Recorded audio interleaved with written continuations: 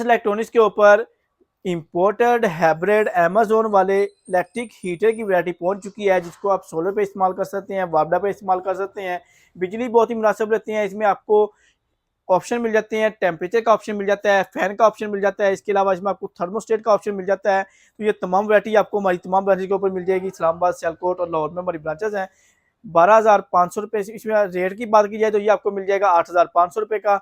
Online order के लिए number note कर लें 0300 ऑनलाइन आर्डर के लिए नंबर नोट कर लें 0307 947 9100, 0307 947 9200, 0307 947 9600। इन नंबर के ऊपर व्हाट्सएप पर रब्ता कर सकते हैं। इस्लामाबाद, सियालकोट और लाहौर में हमारी ब्रांचेज हैं। यहाँ पर आप फिजिकली विजिट करके ले सकते हैं, और अगर आपने डिलीवरी करवानी है तो डिलीवरी भी करवा सकते हैं।